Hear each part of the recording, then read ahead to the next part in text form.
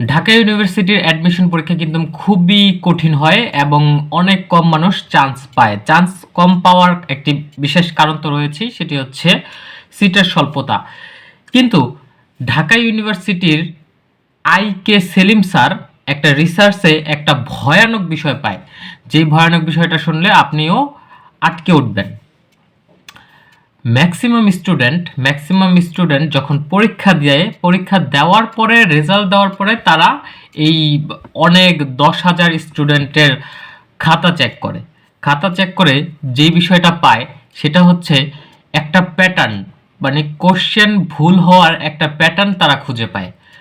ধরেন 10,000-এর মধ্যে maximum student বা 10,000-ই ধরলাম যে তাদের ভুল অ্যান্সার একই। ধরেন একজন একজন শিক্ষার্থী অ্যান্সার দাগিয়েছে বি, বি গোল্লা ভরাট করেছে। এখন এই বি যে গোল্লা ভরাট করেছে সেই প্রবণতা প্রায় 10,000-এর উপরে। অনেকটাই ভুল অ্যান্সার হইতে পারতো, যেমন বি না দাগিয়ে যদি সে সি দাগাইতো তাহলেও ভুল অ্যান্সার হতো। কিন্তু এত পরিমাণের একই অ্যান্সার, একই মানে ভুল, যেটা একজন মনে করছে সেটা সবাই ভুল মনে করছে, এটা কিভাবে হইলো?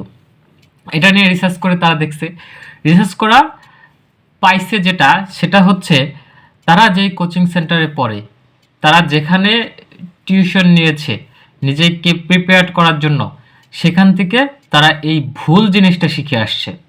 এই ভুল জিনিসটা শেখার কারণে তাদের কাছে মনে হয়েছে এটা সঠিক, এবং তারা এই সঠিক বিষয়টি দাগিয়েছে। এবং যেসব গাইড পাওয়া যায় বা যেসব বই পাওয়া যায়, গাইডলাইনের বই পাওয়া যায় ঢাকা ইউনিভার্সিটিতে চান্স পাওয়ার জন্য,